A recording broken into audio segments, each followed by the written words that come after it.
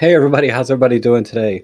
Welcome to my Sunday live stream where we talk about photography, and I'm always open to Q&A if you have any questions about photography, in particular maybe Olympus or system cameras. I always do my best to answer those, and of course, as usual, I'll try and catch you guys up on what I've been up to this week. And I was just here on Thursday, so not a lot has happened in the last couple days, but uh, I have been, I have, I have this bug up my butt about some lenses I want to talk about. And let me pull up the chat window real quick. There we go. And see who's here. Oh, Randy's here. Hi, Randy. Mark Wolf first. Awesome. Annette, good to see you. Marcia, always good to see you, Marcia. And Jesse Espinoza. Espinoza, I'm sorry. Jesse Espinoza. Hello. Plato, good to see you. And Peter, Terry Noon. Awesome. You've had some good images in the Flickr recently too, in the Flickr group. And I assume many others are here as well. Music Sound Gear, good to see you. And Druid, awesome. Sherwin, oh, that's a name I haven't seen recently. And let's see, Jeff Painter, good to see you. Lysippus, wow, Lysippus has been around forever, as many of you have. You've been on my channel or you've known who I am for a long time, which is awesome. And you guys really know me well. Casper's here, good to see you, the macro guy. And Jonas, awesome. So let's see. I thought I saw a question here. Oh, well, kind of. Which has the biggest universe, Star Trek or Star Wars? I'd say Star Trek is bigger in terms of content, right? Because they've been around since the 60s, and Star Wars started in the 70s. And there's been multiple series, multiple movies, right? At least 10, I think. 10 movies, maybe? Anyway, there's a lot. And good and bad, just like Star Wars, a lot of good and bad stuff there. But I've never been a Star Wars fan, so to speak.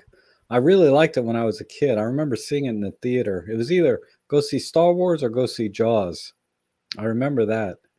And I think I saw Star Wars at least a dozen times. But back then, I lived on a military base and it was like $1 to go in. So it was no big deal, right? Not like now, man. You got it. That's like a night out, man. It's $50 to $100 to go see a movie now with all the popcorn and other stuff going on. I mean, you can go there on the cheap, but if you're gonna go see a movie, you should really plan on spending some money and enjoying the entire experience, right? With all the junk food and tickets, and go with a lot of friends. So just how I feel about that. I haven't liked too many of the recent things coming out. I guess Marvel Universe is sort of the big deal now, but that's been kind of even the latest Thor movie, Love and Thunder.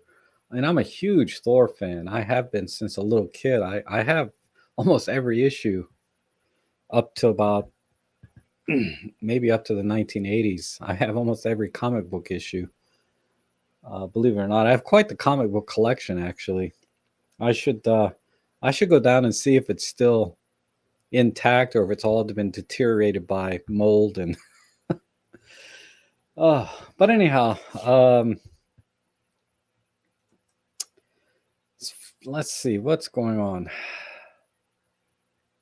I've been talking to a lot of people individually because they reach out to me through email or through the forum or something, and I just set up a video chat.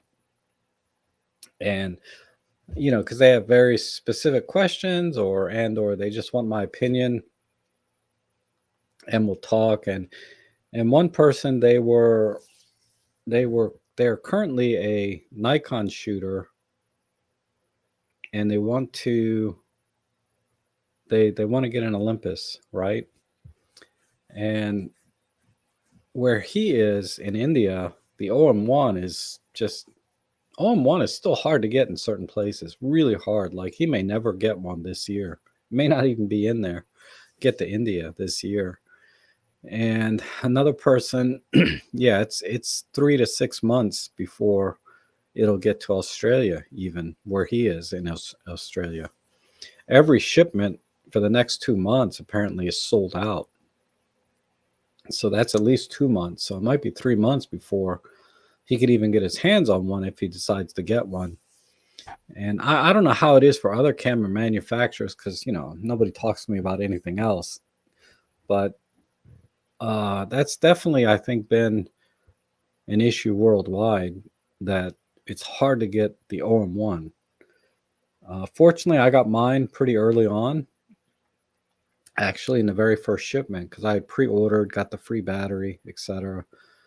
And I'm really happy. I didn't realize how lucky I was until I actually got it in my hands. Well, I would say until more recently. And it's been a game changer for me personally, having the OM1, particularly with the birds in flight type photography, which has always been sort of my nemesis, right? And not that I've conquered it or have any acclaim in that field, but I've certainly gotten a lot of pictures I really like that I've never been able to do before. And the OM1 has made that possible, right? Another area that I'm starting to get into is macro photography. If you guys seen my Flickr and Instagram, I've been shooting with my OM1 and a 60 millimeter adapted Nikon macro lens. And I'm still on the fence about getting the Olympus 60 millimeter macro, because you still need a pretty high skill set to do macro photography. And I mean, to do it well to the level that I'd want to get to. So I'm practicing now with the adapted lens. So I'm manually focusing everything. I got the focusing rail, which I'm still practicing with. So look forward to that in the future for me to do some more macro. But is it an area that I want to get into, where I want to drop another $500-600 to get really the appropriate gear for Olympus? Because it's about $400, maybe $450 for the lens. I can get them used for a little less, and another $75 for a Raynox 2.5x magnifier on the front, and then get a decent diffuser. I mean, the diffuser I have now works. I paid like $8 for it. So, but get a decent macro diffuser type thing, so I can use lower shutters or lower flash power. Because right now I'm like at half power on a lot of the shots, because it's just diffused too much, and I have to use quite a bit of power out of the flash, which is not ideal. You want to use the minimum amount of power you need for macro, as far as I can tell, so you get the faster flash, right? Because the flash now becomes your shutter, and that'll help enable to freeze the action of the bug a little better, any kind of motion blur. But I'm working on that. And let's see. Another lens I'm looking at is, and I'm really torn, is the 25 millimeter. It's an SLR Magic 25 millimeter 0.95 lens. And I found one for $300 used. So it's almost like I should just get it, right? It's not super expensive. But there's also the 25 millimeter 1.2 lens from Olympus. And then I'll have the autofocus, right? And arguably sharper wide open than the SLR Magic. But the best deal I can find on that is around $800 for a used one in excellent condition. So it's more than double the price, like 2.5 times the price. And I love the 25 millimeter focal length. And the 1.2 will be just a little over one stop faster than my 25 1.8. But the 0.95 lens is nearly two stops faster, not quite, but almost two stops faster than my 1.8 that I have now. And that's a definite advantage, right? Being able to use lower ISOs and faster shutter speeds. I just have to manually focus, which I can do. But I wonder if I'm going to use the lens enough, like if I'm going to grab it knowing that I have to manually focus, because I don't mind doing it and I can do it. Focus peaking, magnification, all that helps a lot. But manually focusing it definitely slows you down. And the 25 millimeter is such a versatile lens that, in terms of focal length, it'd be nice to have autofocus so I could use it for everything, right? So that's where I'm a little torn. Do I just wait out and get the 1.2, get the autofocus, but lose a stop of light? Or do I just get the 25 from SLR Magic and, gain a stop, but have to manually focus? There's also the Argus, I think it's a 25 from Laowa, which is probably optically superior to the SLR Magic. I don't know for a fact, but the impression I get is that it's optically superior to the SLR Magic. And it's also a 0.95. But that sucker is 550 grams. I mean, it's about 100 grams heavier than an already heavy SLR Magic. And the SLR Magic and the 25 1.2 Pro are about the same weight. It's crazy when, my little 25 millimeter 1.8 is an amazingly sharp lens and super small and light. So I'm kind of torn, but I love the rendering that I've seen out of the SLR Magic. But I love the rendering that I've seen out of the 1.2 as well.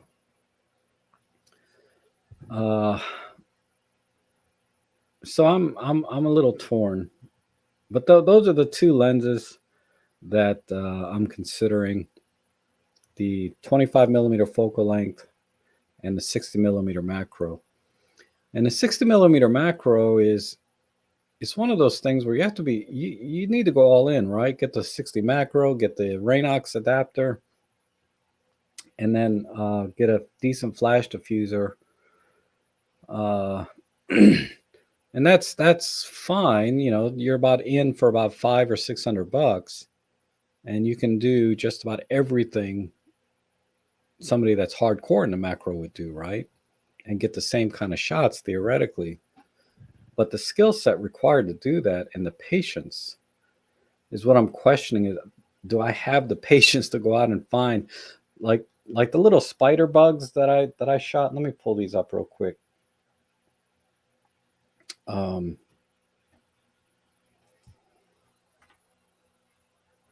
I have to pull up another window.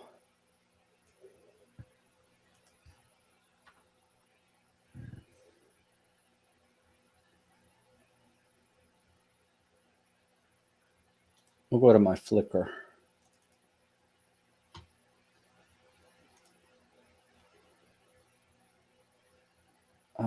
Yeah, like these three shots, right?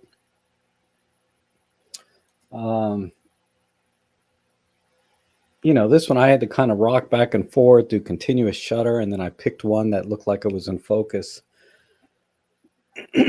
And I was like, I think at half power flash on this, which was really way too much, because it was still underexposed even at half power. So my diffuser, which is, I think I've showed this before, it's this giant butt thing here. But you can see I got pretty good focus on it. on the eyes anyway. But yeah, this is a 12-inch diffuser. But I had to get this because I needed the light to extend out past the lens so I don't get a shadow off my lens, right? But it's just requiring me to use a little bit too high a flash power, which in of itself is not a big deal. But you know that it just uses two little AA batteries, my TT350, so I can only fire off a handful of shots before I start getting these long recycle times and or just running out of battery life. I think I ran out of battery life after about an hour of shooting macro. So, and I didn't have any spare batteries. I don't know. I'd rather use less power than more, basically. But okay, that was that. Thomas Cal says the 100, and I've seen some pictures recently from you on the group, which was nice.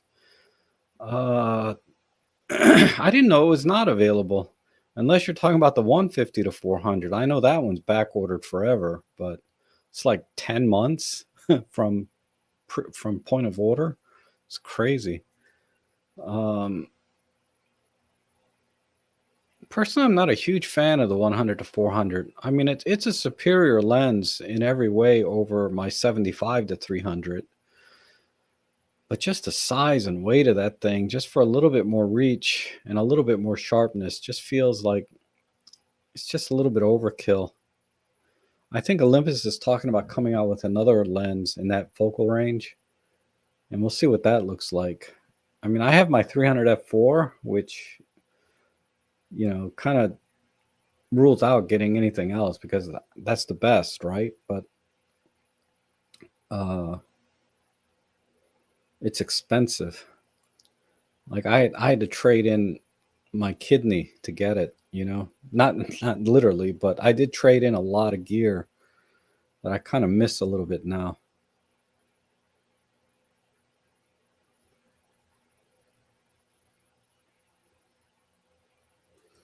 Yeah, I saw that. I saw that. That's crazy.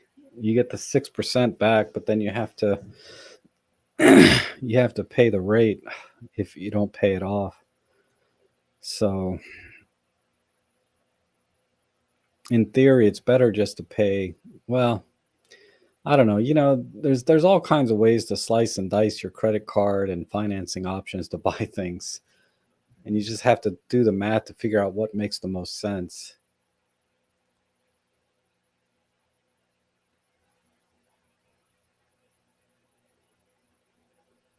And I'm just going through the chat.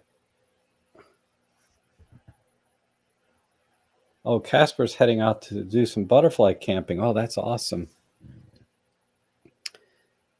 And let's see. Awesome.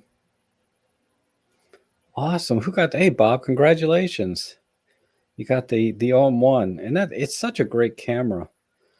I would you know, this is one of the things that came up with a few people I've been talking to, you know, individually about Olympus is you know, do I get the EM1 Mark II or the OM1 or the EM1 Mark III? You know, because there's a big price gap from the Mark II to Mark III to the OM1, right? It's just incrementally more. And my advice was basically, and you guys can tell me if you agree with this or not, but if you're thinking about doing birds in flight, right?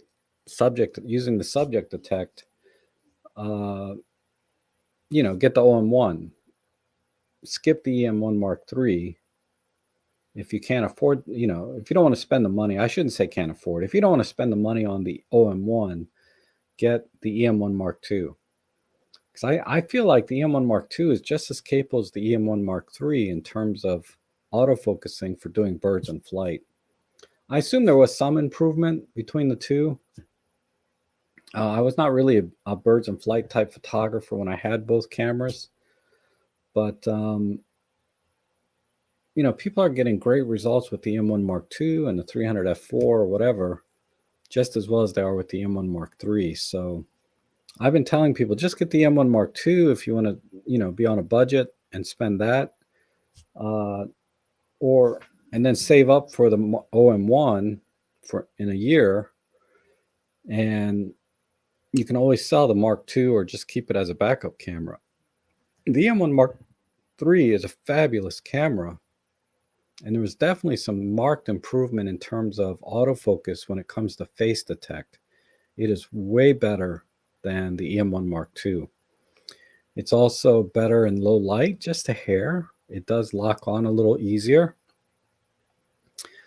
And then it has the handheld high-res shot. It has some other bells and whistles.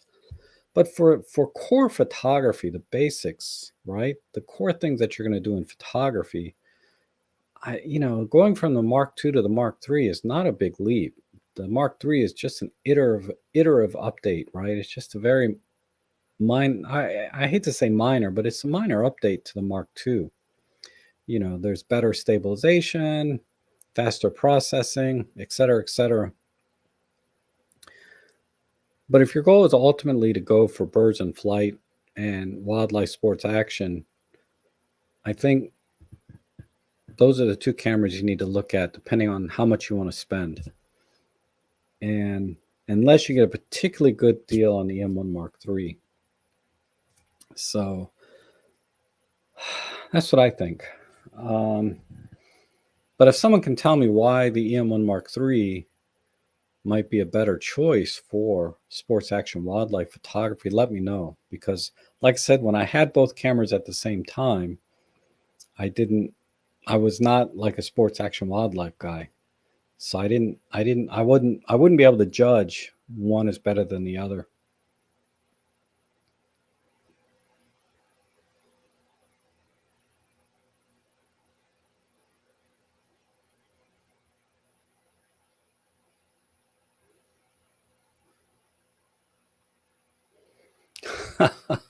You got your own one 10 minutes before. I wonder how it works with butterflies. If you set the bird detect, I know it's not designed for bird detect, but I'm wondering if you can get some, get it to work anyway. Um,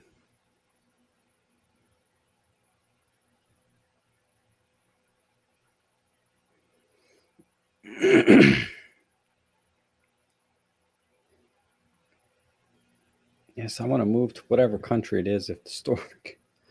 Let's see. Sorry, you guys are talking amongst yourself. And Jeff says, Rob, just do it. You only go around once. Get the best lenses you can. That's true. Sometimes I wonder. I gotta still pay off what I have right now is the problem. So I think I could swing $300 for the SLR Magic without, killing myself, right? Because even if I pay 30% interest, if it's something ridiculous, it's not going to kill me because it's only $300. But I got to pay off. I got to pay off what I got now. It's right now. It's at like 16%. I got a couple $1,000 at 16%, and I almost have enough cash now that I can pay that off. But it's painful. John Follows is here. Good to see you. Mark Sulaway.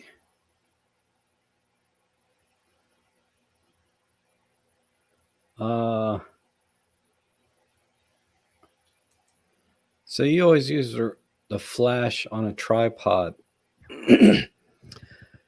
Yeah, I suppose if I got hardcore into macro, well, let me rephrase that.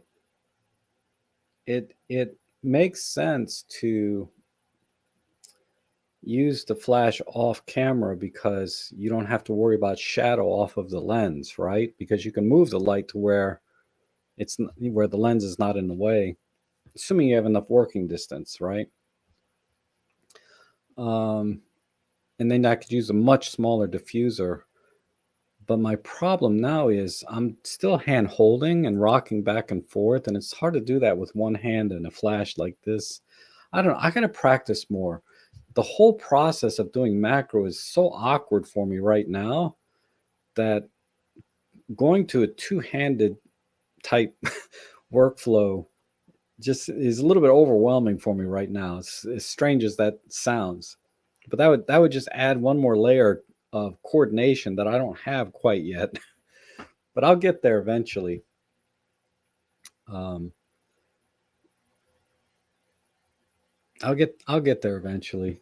Because right now it's easy just to have everything on one piece and hand hold the camera like this while I'm doing the macro. Uh, but two-handed would be definitely better for all, mainly for the shadows, right? And using less power and getting the flash closer. There's a lot of advantages to off-camera flash, but it's just that workflow is a little awkward for me. But I need to practice some more.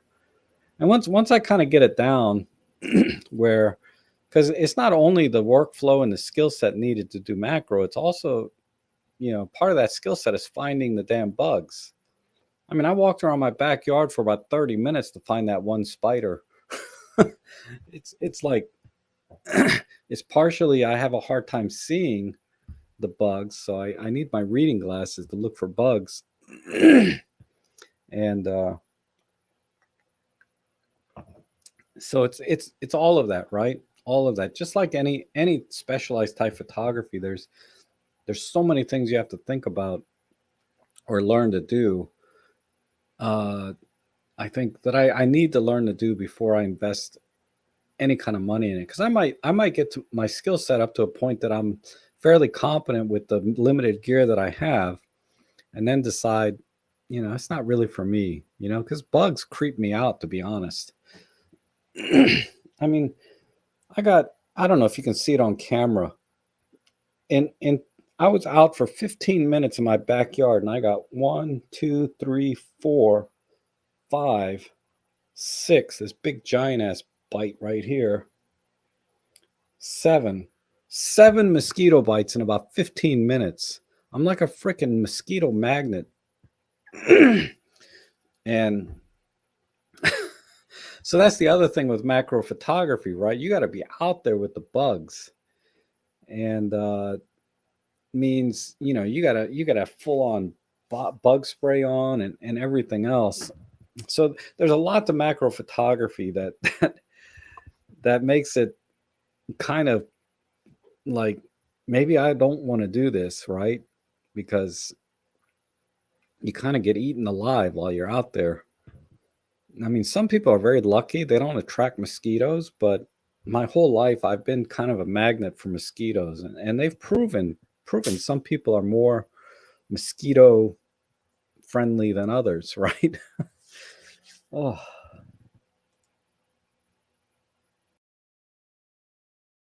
and Thomas is here. Good to see you. Did a flowers Facebook session on flowers in bloom. Yeah. Yeah. Actually, I've tried the antelope rechargeable. Actually, I found these Duracells rechargeables. They have a couple of different kinds, but this one this one had the fastest recycle time.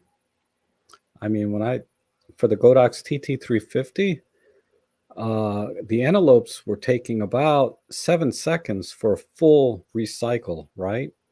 This one about 2 seconds. So the dissipation rate, the burst rate or whatever they call it when you talk about batteries, these had the best. So I tried the Antelope Pro. I tried the Amazon crap. I tried some Energizer crap. Those are all crap. This Duracell green copper top, whatever it is, these were the best, and they weren't expensive, right? Like the Antelopes. The Antelopes were a little bit pricey. And I also tried the lithium ion rechargeable AA's. They last a long time, and they give you a full voltage at 1.5 volts, because these are all 1.2, right? So they're really good in the trigger for using in the radio trigger for the flash, but not so much in the flash itself. The recycle times were like 10 seconds on the Godox T. So the discharge rate, or the dissipation, how fast it can burst the energy out, was really slow compared to these, which are, NiCads, right?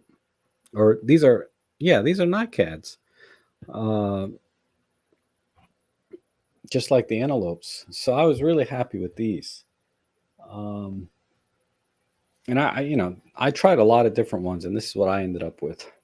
I should throw an affiliate link in, right?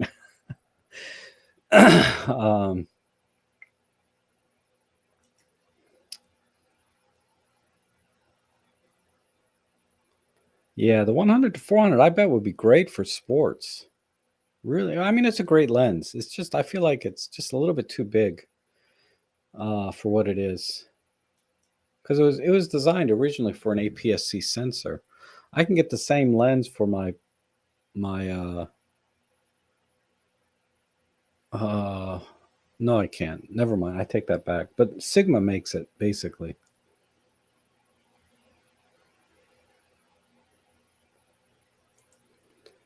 So you're finding, this is interesting. You're finding the 100 to 400 is great on the OM1 Mark III, EM1 Mark III, but not so much on the OM1, as I went back to using the 300F4 with the 1. Interesting. I wonder why that is. Maybe the was the problem more with the resolution, like you weren't getting a sharpened image using the OM1 versus the EM1, or did it have to do with the stabilization, right? Maybe the software between the lens and the camera isn't quite optimized. I'd be curious to know what kind of problem you were having specifically, if you can tell. Sometimes things are so subtle, you just feel it, where something's not right, so you go back and you can't put your finger on it, right? So I get that, but if you do know specifically, that would be interesting to know. Because the lenses, when they design lenses for a camera system, they a lot of times it's very specific to that camera system, right? I mean, and I'm not talking about just the mount. The mounts obviously are going to be different.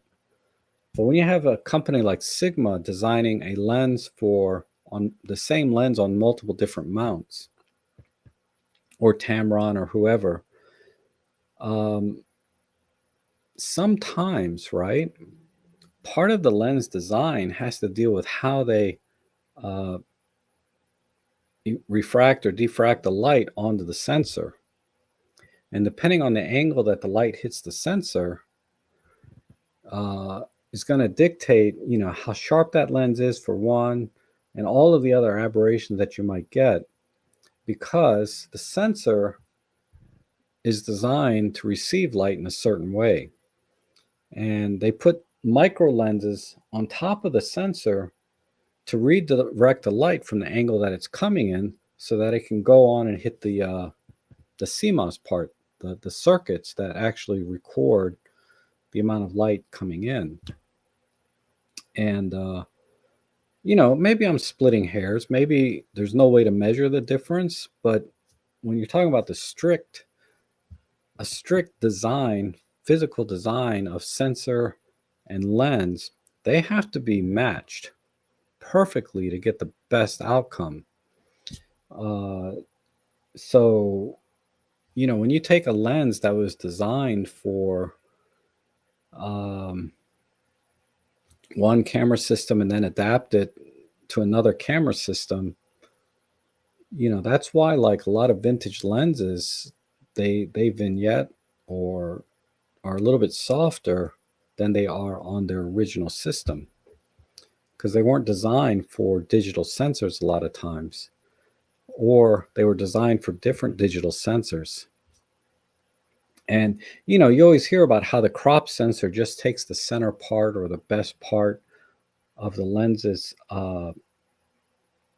output, so to speak, right? And that's absolutely true. But again, we're talking about, light coming in at different angles, from each lens, and each lens is designed to output those the refraction, right? I forget, it was refraction, diffraction. I'm not a lens engineer, but that light has to come in at a certain angle to hit the micro lens on the sensor to bend in and hit the silicon, so you get the best image quality. And that's why a lot of cheap lenses, and by cheap I mean affordable, right? They're fine lenses. 7 Artisans, TT Artisans, all these lenses. That's why they tend to have vignetting a lot, wide open, or tend to have purple fringing, or other whatever aberrations, coma, things like that. Because the lenses, when they design these lenses, they make them for on multiple mounts, and they can't design them specifically for the sensor that's an Olympus or Panasonic or Nikon or Sony, right? Maybe I'm talking out my butt, but that's the way I understand it when I was researching lens design, sensor design, and how they work together. And that's why some lenses work better than others on different systems when you're mixing and matching.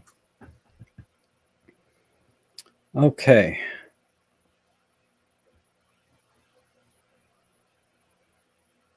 And Bob says, I had invested in, oh my God, I need my glasses. This is what I mean about macro photography. I can't see anything. I had invested in Olympus a while back into starting mirrorless. I had the EP7, very nice camera. Then got the M1 Mark II, one of the best.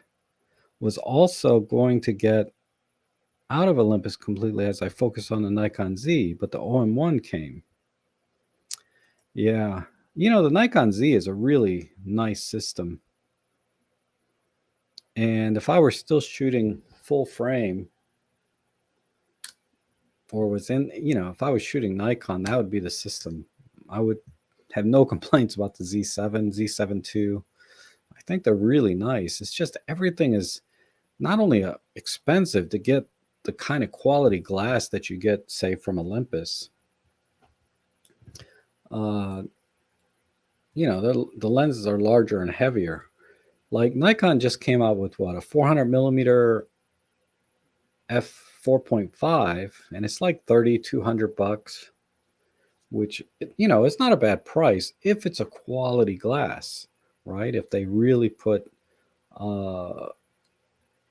if they did everything right, they had good design, good manufacturing process, very tight tolerances, good polishing, all of that stuff. That's not a bad deal for that lens, because that would be equivalent to the 300 millimeter f4 in terms of quality and design. Then that's a good deal. Obviously the reach is not the same on a full frame, but you put it on APS-C Nikon, you got the same reach as the 300 millimeter f4 at almost the same aperture, right, in terms of light gathering. And technically even better light gathering on an APS-C or full frame. Not per pixel, but overall, right? Hitting the sensor.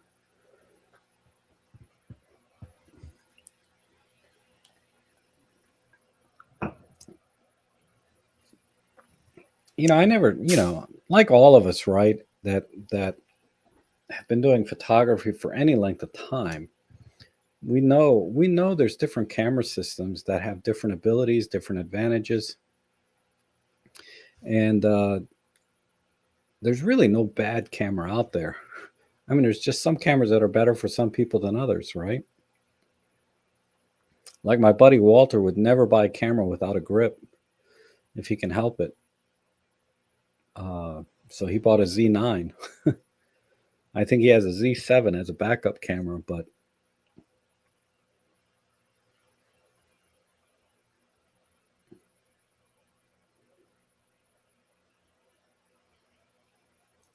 and Marco says there's a bird photography challenge I want to join. The longest lens I have is a Nikon 200 f4 AIS. Oh, I have that lens. No, I think I have the original AI. Anyway, but you can adapt using a Viltrox focal reducer. Can I get a decent shot on it using an EM5 Mark II? I have this. I have the Viltrox. I think it's the version 2, and it softens the image a little bit because that 200 AI is really sharp. The 200 f4 from Nikon, it's only like 100. I paid $100 for mine. I don't know what they go for now. Everything's kind of crazy now.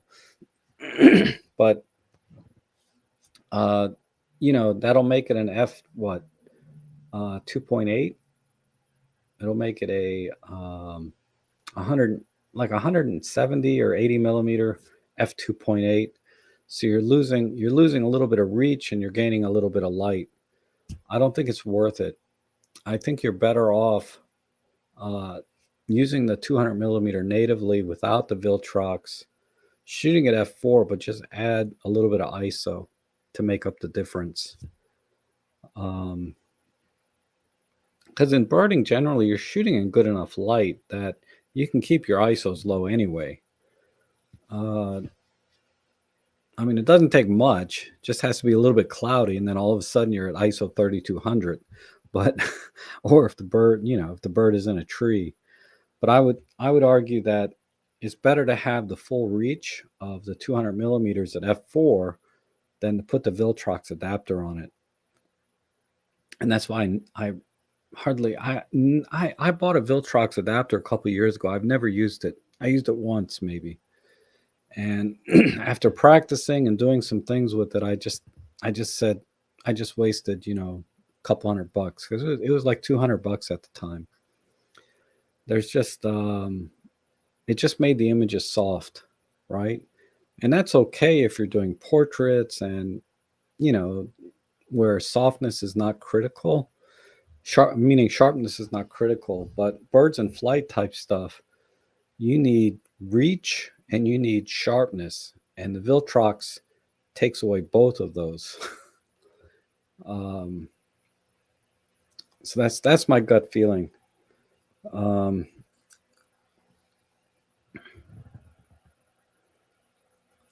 So yeah, the M5 II, yeah, that's a 16 megapixel camera, so you're losing resolution there relative to the OM1. So I would definitely keep the reach and just crank the ISO up if you need to. I mean, you have to try both, right? Try it with and without the Viltrox. Just practice a little bit and you'll see what I mean. Just take a picture of a leaf in a tree far away that might be the same size as a small bird and compare it and you'll see.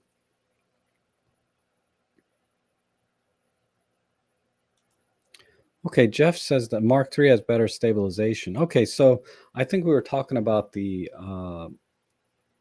100 to 400 on the EM1 Mark III versus the OM1.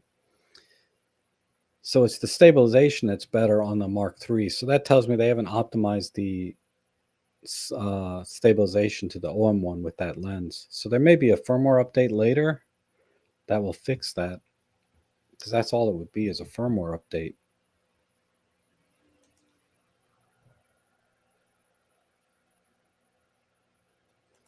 You wish the OM1 showed more love for street photographers. Yeah. OM is definitely trying to play to their strengths, which is sports action wildlife. And they've kind of ditched everyone else. They also focusing on macro lately, but yeah, street photography. I mean, there may be the stream time to time you might see. So I haven't seen any, but street, portrait, architectural, that kind of thing. Just about any camera can do those things. So Olympus or OM Systems is not focusing on that. I think it's a mistake personally to leave a lot of us hanging in that respect. But fortunately for us, just because they're not promoting it doesn't mean that it's not a great camera to do those things, right? It is. But from a marketing standpoint, they don't, they left us in the dust.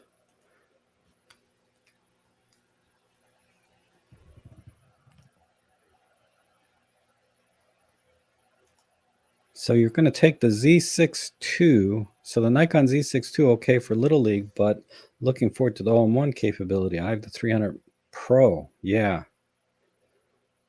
I'm curious though. I haven't shot any sports. I think Peter Forsgaard did a soccer game or a football game, right? Whatever he calls it with it.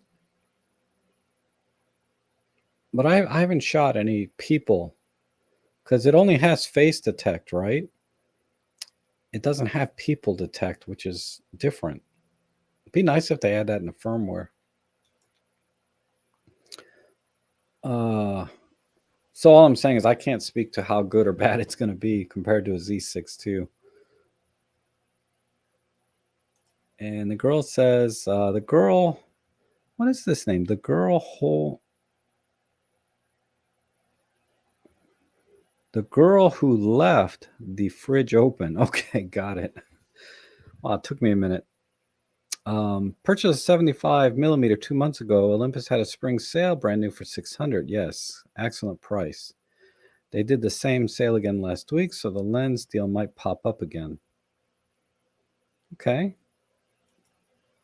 It's a terrific lens. It's perfect for like doing hockey games where you can get right up to the glass. And because, hockey games, typically there's not that much light.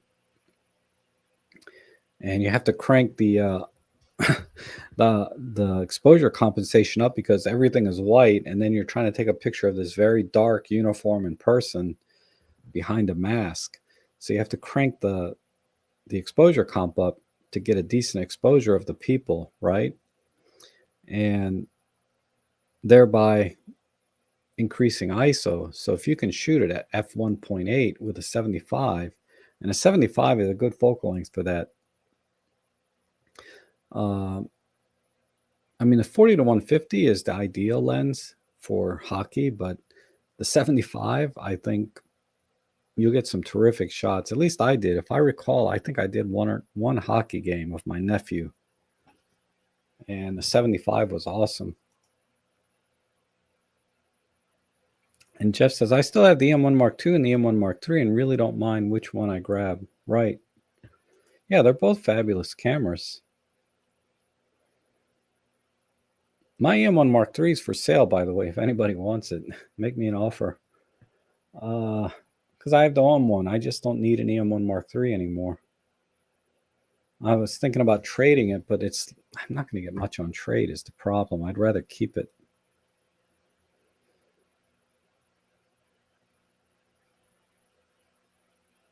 Use a monopod, makes things easier.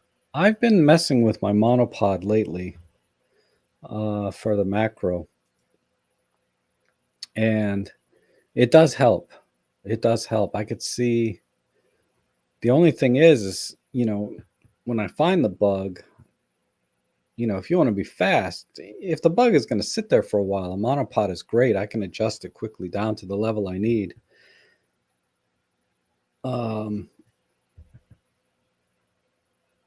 But that's the thing is you have to adjust it up and down, right, to the level where the bug is for macro work. If you're talking about macro work, I did try it.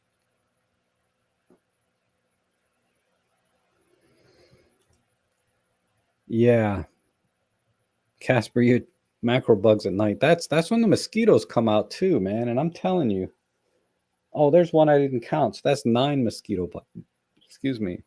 Just on my, because I'm wearing short sleeve when I went out. The rest of me's fine.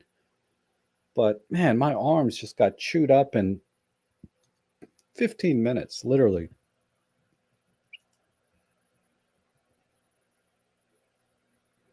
Yeah, full sleeves. I know, but it's so freaking hot right now. In the wintertime or fall, I do that. But in the summer, I just said, I'm going to go out for 15 minutes, get a few shots of Ellie.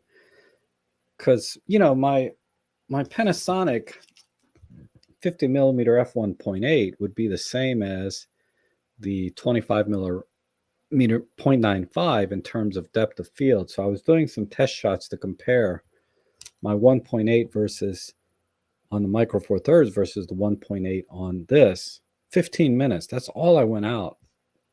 And it wasn't even that late. It was like 5 in the afternoon, and I still got destroyed.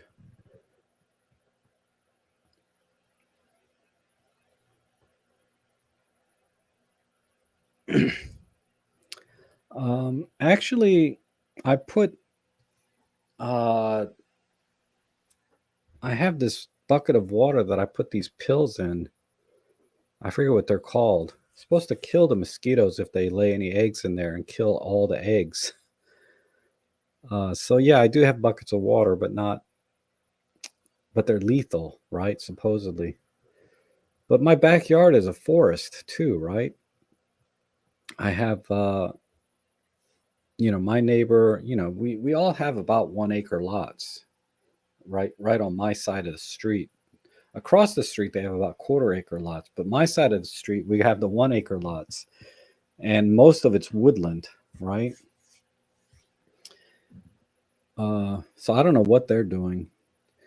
And part of the problem is, yeah, water does puddle up on the ground in a lot of places, uh, because it's just open land. And that's why I got so many freaking groundhogs, too. Or I should rephrase that. That's why Ellie kills so many groundhogs every year. Man, it makes a bitch to cut the grass, though, because I got all these groundhog holes in my yard, and they constantly. I leveled my yard one day. I filled it with dirt, leveled it, and it took another almost 2 years before all the grass grew back, and then the groundhogs destroyed it again. Ah, groundhogs.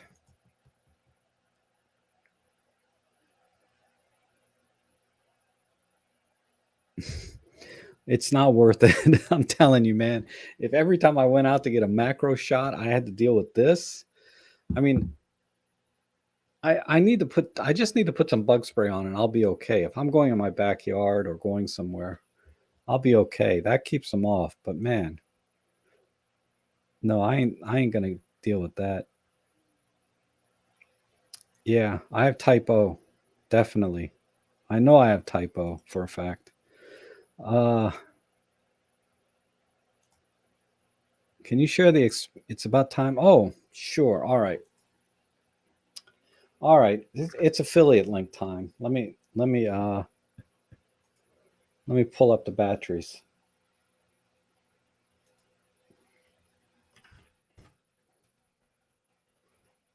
It's like $12 for 4 batteries. It's not bad. I think if you pay $15, they throw in a charger. Last time I looked, but I haven't looked since I got these. Let's go to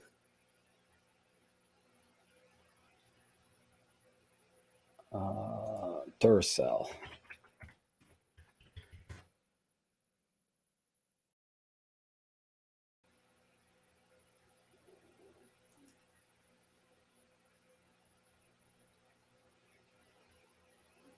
Oh, wow, they changed a little bit. They're not.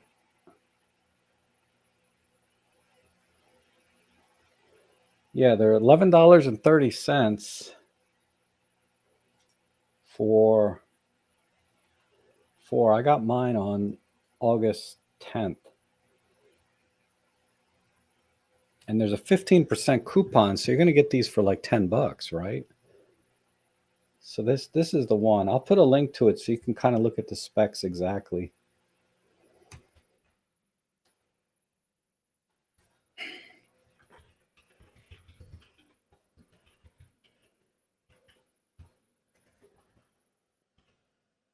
Rechargeable. There we go. There's a link to it directly in the chat section there.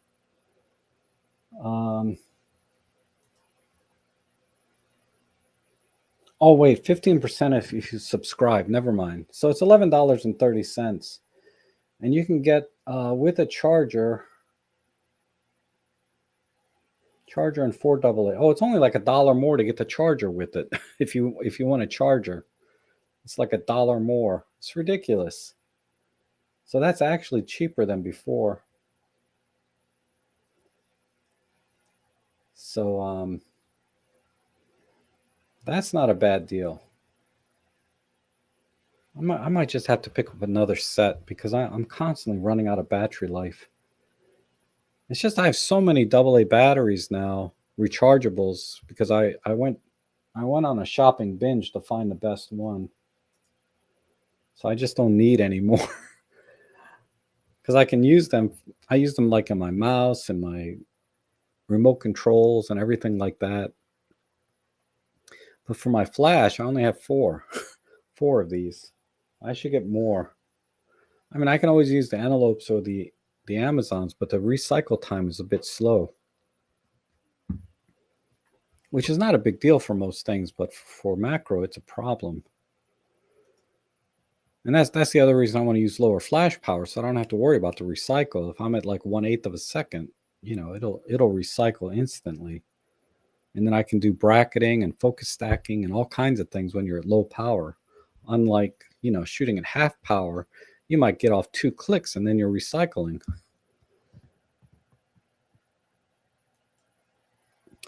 I can't say if they last longer than the Antelopes. They're probably about the same.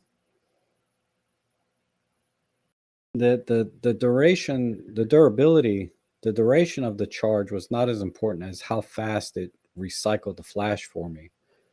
So I don't know.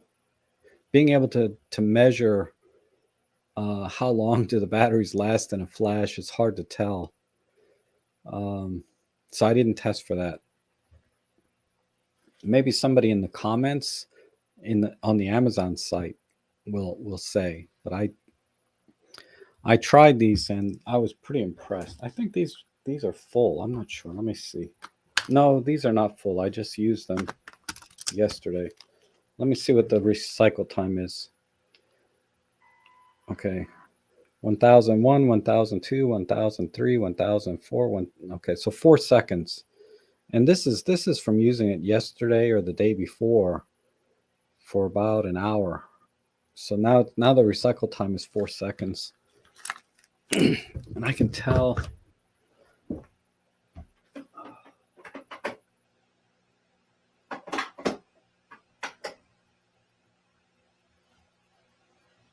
yeah, so they're down about 60% because it's 1.29 volts on the charger, and when they get to 1.45 volts, they're fully charged. And then the actual delivery is what, 1.2, but it's fast. It recycles like in 1 or 2 seconds on the TT350. And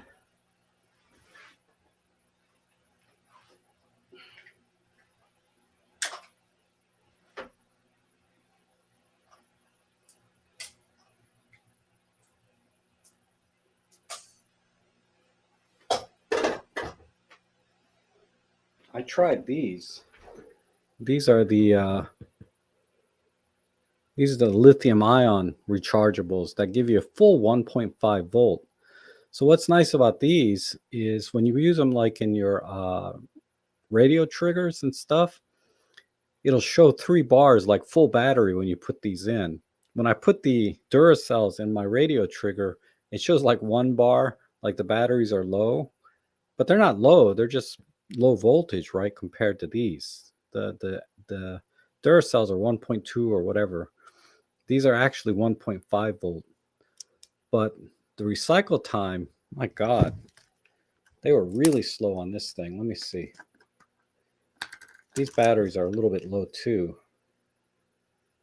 In fact, they're dead. So I'd show you the recycle time on these. But it was like 10, 11 seconds. It was ridiculously long, even though they're higher voltage. So the way it discharges the voltage is slower.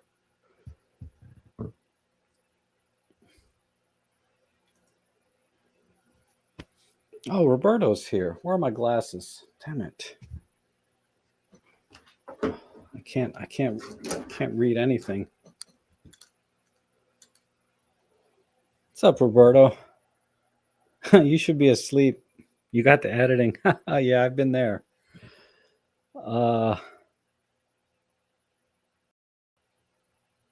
Yeah, horror's gone. That was sad.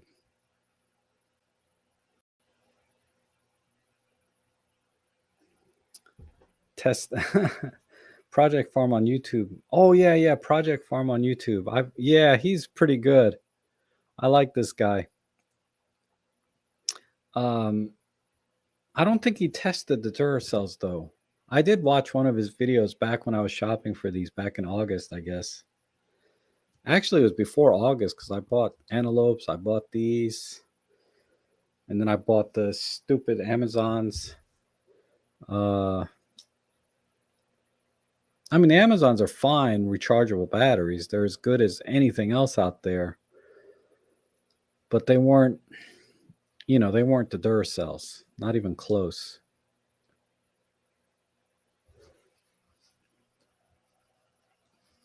Oh, these lithium ions, yeah, these need a special charger. I can't charge these in the regular. I have to whip that out. Um,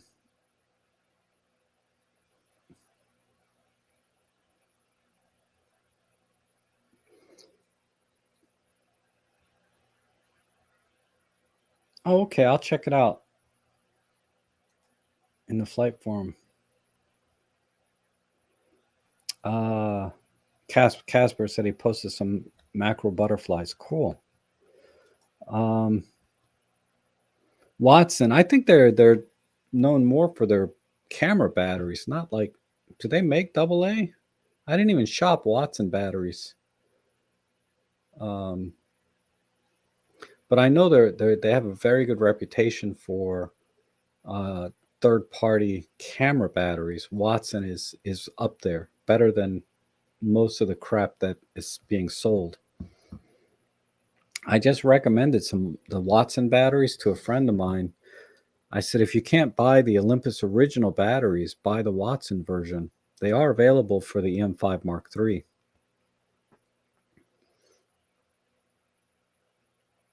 I think you have to go to B&H though to get them, but they're really good.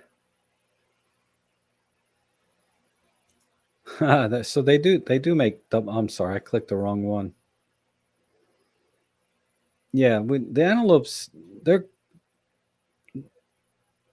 the recycle time when I tried the antelopes were not as good as my Duracells. It was like 6-7 seconds. I mean, it was significantly slower. So Basil said he got AA Watsons. Oh, that's interesting. I didn't even look for Watson AA's. Let me search.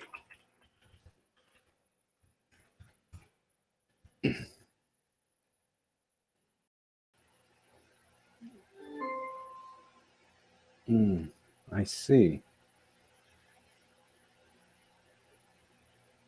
So they're priced pretty reasonable, less than the antelopes, but more than the Duracells. 1.2 volt, 2500.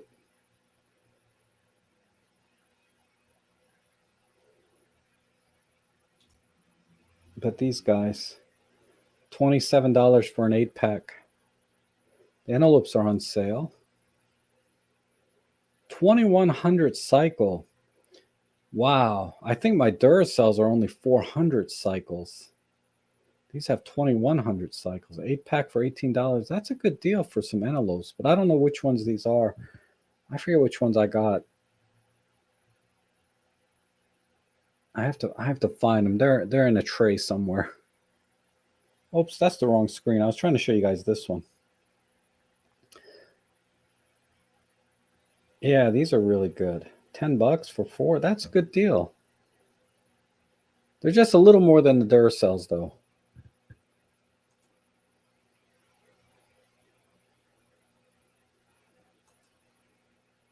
So I would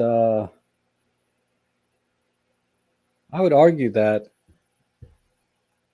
knowing the reputation Watson has for their rechargeable camera batteries, that their AA's will be very good too. All this other crap, EBL, I have some of those. I have these, but they were black before. The power cells, they're okay. I have the AAA size in this. I'm just, we just live in a world where we need batteries. And it's hard to find without spending a small fortune good batteries. That guy at Project Farm does a really good job reviewing them all, but then like I said, I don't think he did the Duracells, and I found those to be really good.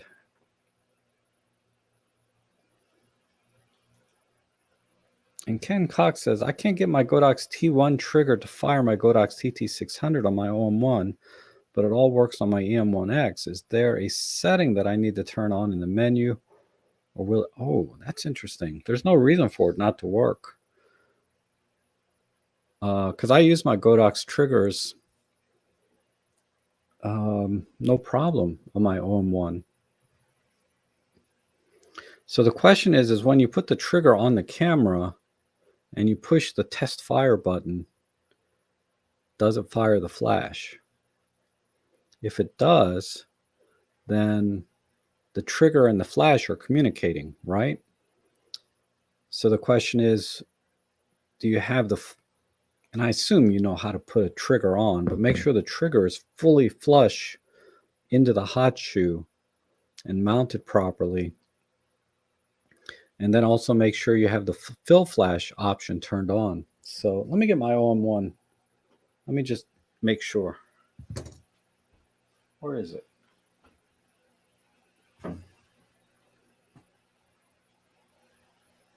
Oh, it's right here on my face. All right, so I need this. My XT1 trigger. Let's see. I have an X Pro 1 trigger, but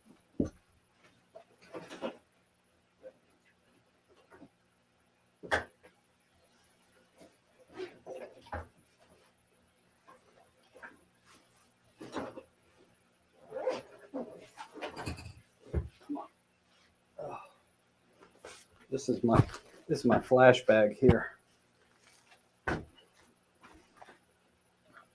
Here it is. But I got a couple of these 8200s and the V1. The V1 is a pretty nice little flash. I wish I got the 600 though instead. But the V1 is nice. Oh.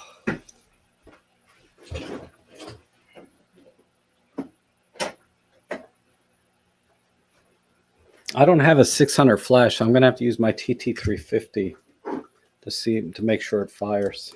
So put these back in.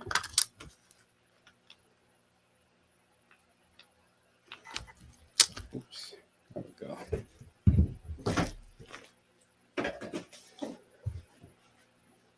All right.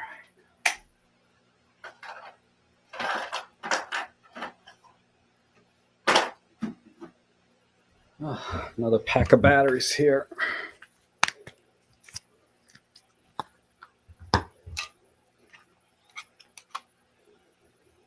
And just so you guys know, anytime somebody asks me a question and I can try it myself, if I have the exact same gear, just how I operate, right? Because there's always that thing, in theory, it should work, right? But then when you actually put it on. So I have the XT1 original trigger, not the Pro with all the buttons on top. Let me get a lens on here.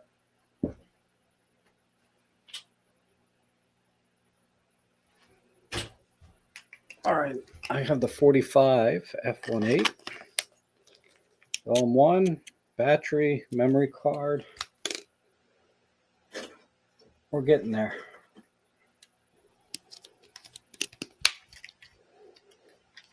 Okay, so let's see. Let me put this into, I need to put this into a radio mode. Oops. Okay, channel 1, slave, channel 2. All right, close enough. Group A. Group A is at 1/128. All right, close enough. So if I put this, so I'm going to test this trigger. Okay, it's firing. I doubt you guys can see that, but so the trigger is communicating with the flash. Now we just need to take a picture. So I have flash mode set to fill in, which is, on the camera. Let me take a picture. So it should fire regardless. Yeah, it's definitely firing.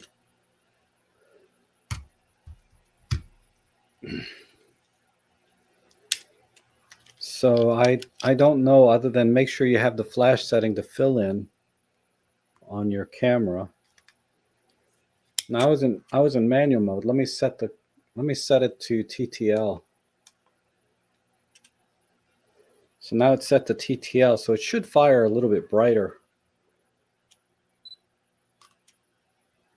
And let me check the shot. Yeah, perfect.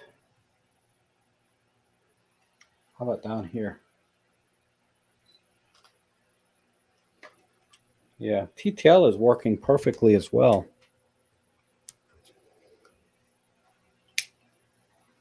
So I do not have, something's not right. Something's not right. I can't think of any reason this would not fire. I'm in aperture priority. 1/60th of a second, that's fine. Let me check the menu. I'm going to check the flash menu real quick. See if there's anything in here.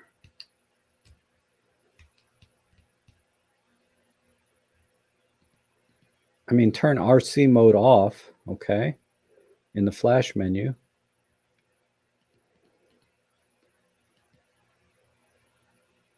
Balance flash metering I turn off. I don't need that. Flash mode settings, reduce red eye is off. So everything looks normal. What if I turn RC on? Maybe that's what's causing your problem. No, it's exactly the same. So sorry, Ken, I don't have a I can't think of anything that would be causing your flash not to fire. There's nothing in the flash menu.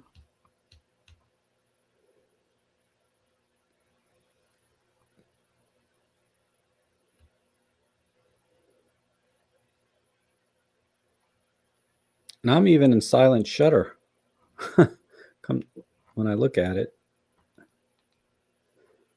Let me turn off RC mode. Okay.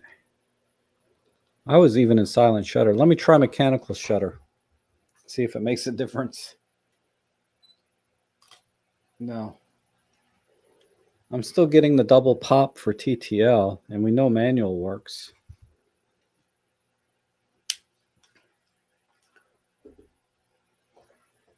The only other thing I can try is turning on high-speed sync.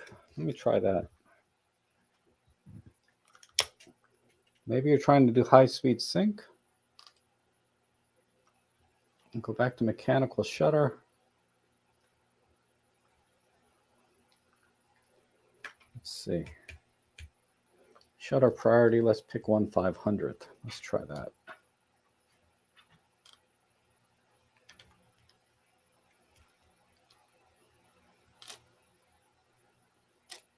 Nope, high-speed sync works too. So, sorry, I don't have any. I can't think of any reason yours wouldn't be working.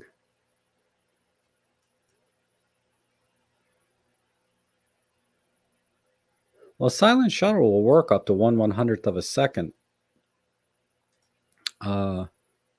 Marco. So on the OM1, and if you're in silent shutter with the flash on, it shouldn't let you go over that speed. In fact, if you start at say 1/500th of a second, you turn your flash on, it should force it to go back down to 1/100th when you're using flash in silent shutter mode.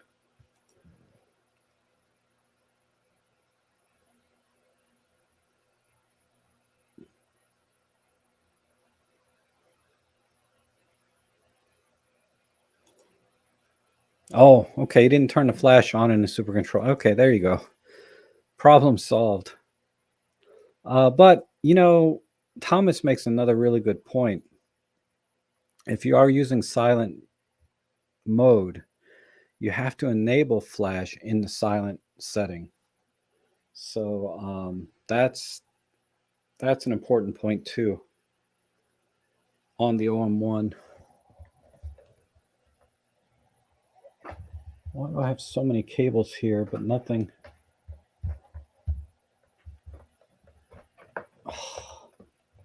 It's like a spaghetti over here on my desk with all these cables.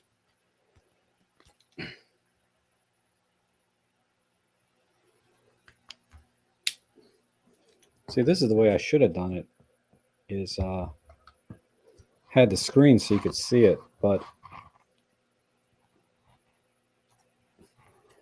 we'll go into the menu. I believe it's,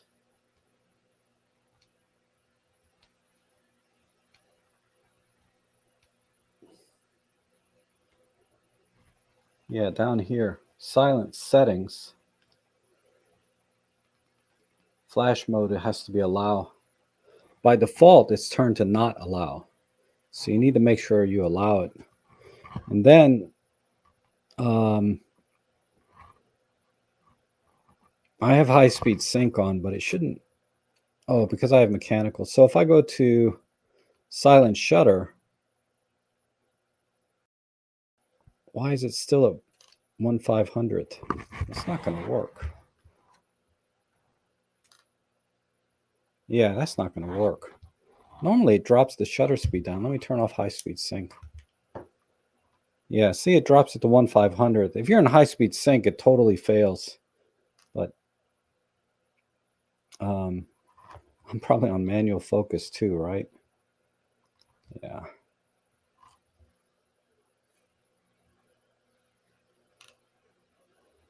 Well, the 45 doesn't have a very good close focusing range. There. Perfectamundo, silent shutter, 1/100th of a second. Okay, yada yada. Anyway, I'm glad I could help a little bit. And thank you, Thomas, for bringing that up about the silent. That's definitely is something you need to do.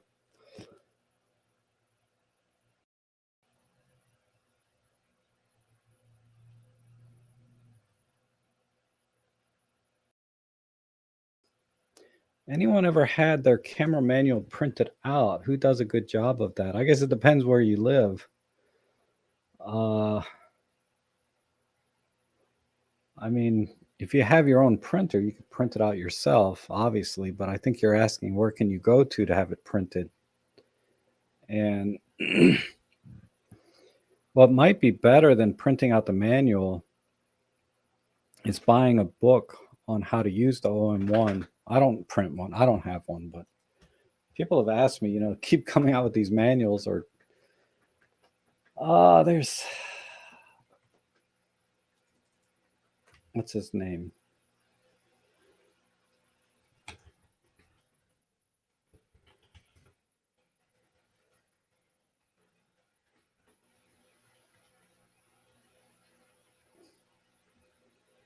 Wow, somebody's already got a pocket guy. Well, anyway, I mean, I guess any office supply store that has a print shop can do it.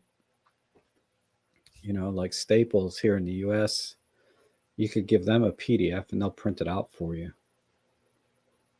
Or if you want to do it online, you can go to one of those online publishing places that print books. They're designed for self-publishing, right? But you could just, I guess, give them the PDF to the manual and pay like $10 or something, and they'll send out to you like a legit magazine style book. That would be another way to do it. What the heck? Everybody's looking at my camera and not me.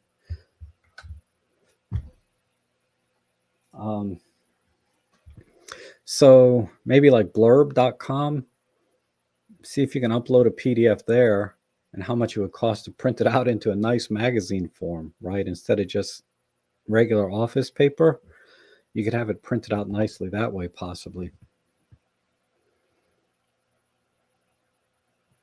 This was James asking, right? Anyone ever had their camera manual? Who does a good job of that? I don't know if blurb.com is going to be the cheapest, but it's just the one I know off the top of my head. But they're designed for people that self-publish, but I don't see why you couldn't just upload a PDF and print it out in a nice magazine or a nice glossy paper, whatever you want, right? Or hardcover if you want to get really carried away.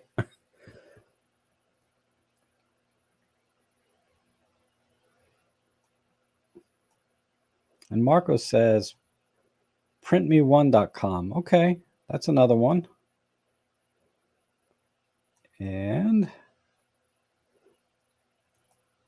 well, hello, Siegfried. How are you doing? Siegfried is one of the best assets to the Micro Four Thirds community ever, particularly for Olympus. And he has a blog.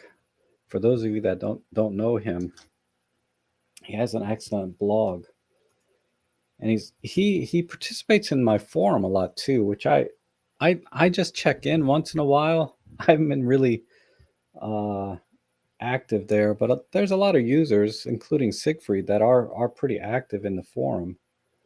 Let me just pull up his where did I put it? It's in photography. You'd think I know the name right off the top of my head. But I did read a recent post that you put about the unique camera sensors in the Olympus lineup, and the Pen F was one, right? The OM1 was the other one. I think you put the EP5 down. I can't remember. I did read that article in the forum that you posted. Oh, let's see. And I did read briefly your article on the marketing. All right, I'm going to put a link to Siegfried's forum down here, or not forum, but his blog.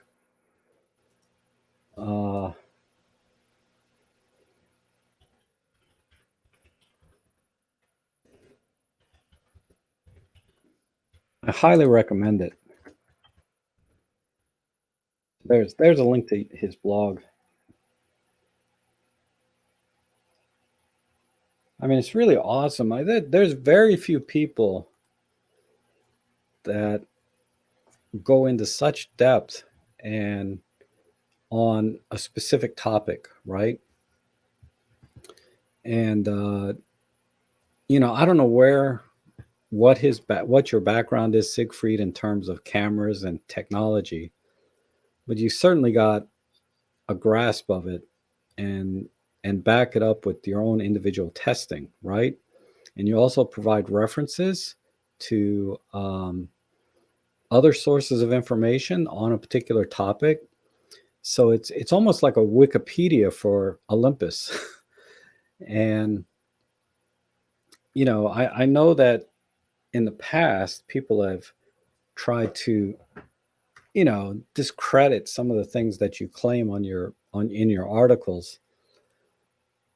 So I cannot, because it's a lot of the things you talk about are beyond my technical skill set or knowledge.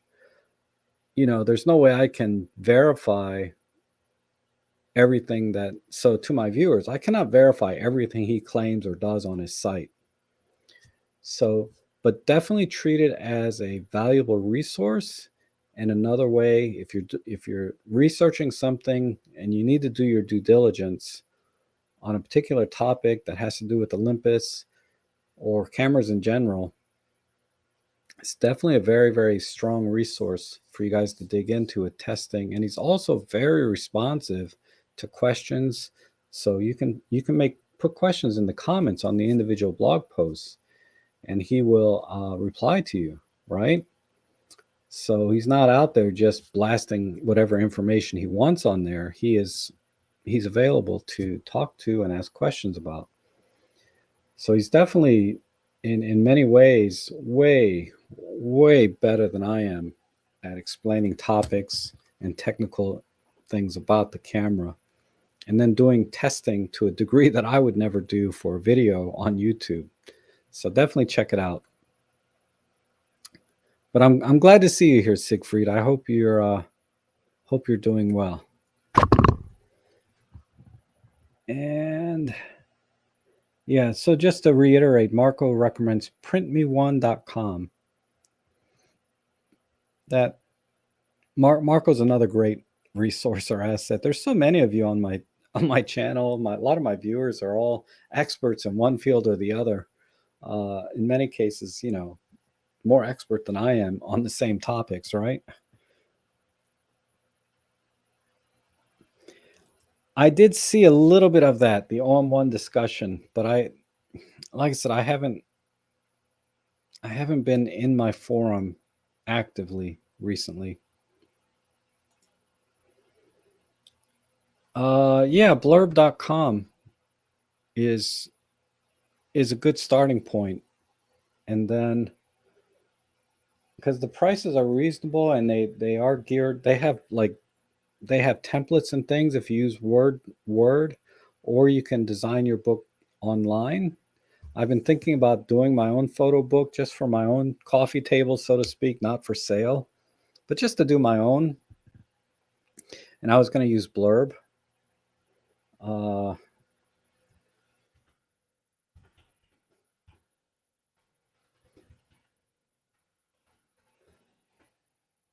see.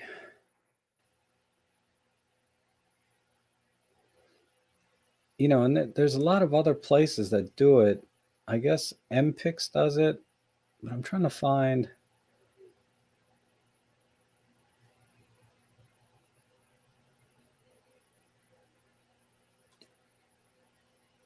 Okay, I'm going to put a link to. I think the two big players for photo books is Blurb and Shutterfly. I'm going to put a link to that. I haven't personally done it though, so I can't speak to any experience or quality or anything hands-on. But I've been doing my initial research to do the same thing, and Blurb has come up along with Shutterfly. So there's an article, right, that kind of gives you a quickie. I mean, it's a little spammy, but it's a good starting point, right?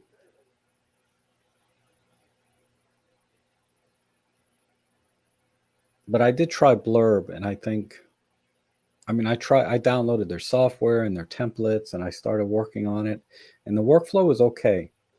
There's a little bit of a learning curve, but the workflow is okay. But I was going to try Shutterfly and see what they do, and there may be others that may be cheaper, but these are the mainstream ones.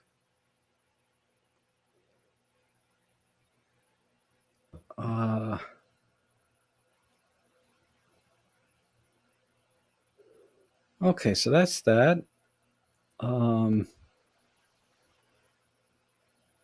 Okay, Plato, we'll check. Oh, what time is 11:30? Okay, we're not doing too bad. Oh, there's a lot of people here. I'm showing 63. Man, that's like it's like a stadium full for me, right? I was just telling people, like, God knows why people come and watch my streams. I mean, I try to be helpful and do my best, but I'm never prepared for anything. If you look at somebody like Joe Edelman, who does live streams every week, he is like super prepared, has very specific topics, talks on for 15 or 20 minutes in the initial part to convey like a ton of information in a very short amount of time. And that's what you get when you plan and actually do things right, is you get a much more productive stream, and you can do it in less than an hour like he does every week. But me, it's like, I just sit down, turn the camera on and say, hey, what's up? How's it going? Yeah. He's got to be, Joe Edelman's got to be the hardest working man on YouTube. I mean, he only streams once a week on YouTube, but behind the scenes, that guy works hard to do the things that he does. I have to talk to him a little bit. Maybe I'll have him come on and talk to you guys a little bit about, how he has become successful in photography as a career, and then also now with the things he's doing for the photographic community. So he hates self-promotion, right? He doesn't want to come on a stream and just talk about himself and the things that he does.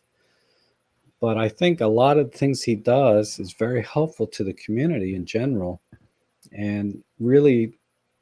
But I'll talk to him and see if he might be interested in coming on, and we'll think of some way to uh, project, because his goal when he comes online is always to help the viewer and not help himself, right? Which is, I mean, it's hard, and that's why it's hard to get him on to the stream to do what I really want to do, and that's promote the things that he's doing. So I have to talk to him. Oh my gosh, Adam, how are you? Well, hey there, Rob. Google failed to let me know you were up. We'll catch the playback when you wrap up. Okay. I feel like Adam, you recently joined the Flickr community as well, and I don't think you've posted any. I think you have posted a couple pictures. Come to think of it, like I said, I do check out all the photos you guys post on Flickr and really enjoy those. And this past Thursday, man, I was really in a rut. Let me tell you, and you guys know that if you were here Thursday, that I feel like I've kind of hit my limit as a photographer. Like, this is the best I can do. Like this, like when I look at this macro shot I did of the spider, I know that's not the best I can do. There's still room to grow by far to get really good at it. But it wasn't a bad first effort. If you guys are just coming in, this is the one I'm talking about.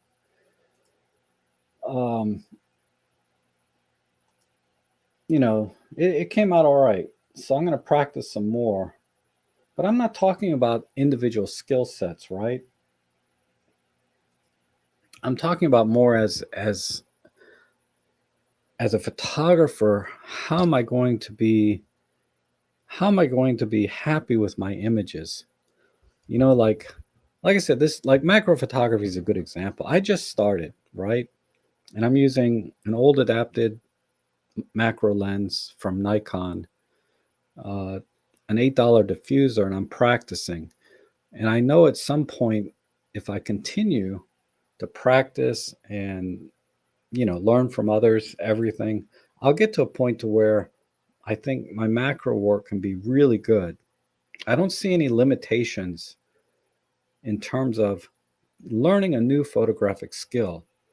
If I want to learn how to do portrait photography, again, if I practice, get good with lighting, understand how light works, different light, modifiers, different kinds of light, flash, LED, ambient, and I think eventually I can be an excellent portrait photographer.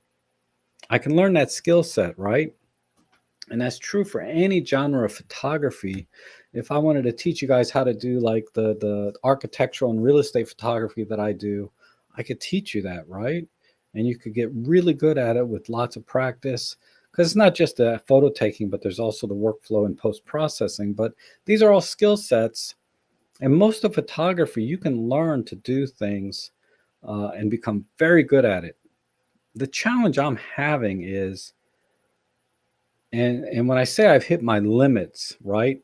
And I'm speaking creatively maybe. And this is part of the problem. Is I'm not able to define what my goal is in terms of photography. I can't say I want to be able to take a picture that's like this. Like I was saying, I'm having trouble taking that epic picture, or a picture that I'm really happy with. Like Andrew Galloway's picture with the tire and the car inside the tire. That's something I would have never seen myself.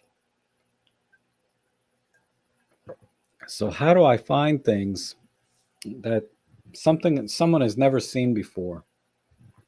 Put things together, common things together in a way that nobody's seen before. Whether it's the juxtaposition of a car and a tire, right? Or whatever. or doing architecture in a way, and it's nearly impossible, right? Because if you feel like everything that's been taken has been taken in a way that can be taken, right? So I the last couple of days I've been watching and looking at photo books of photos that I thought were really amazing. Uh, in particular, William Eggleston or Eggleston. I can't pronounce that last name for some reason, but the same name as that actor guy that was Doctor Who, I think. uh, Basically, he was a colorist, right? He worked with color and he brought color photography, I guess, mainstream all by himself. It seems like if you watch certain narrators, they talk about him like he was the god of color photography.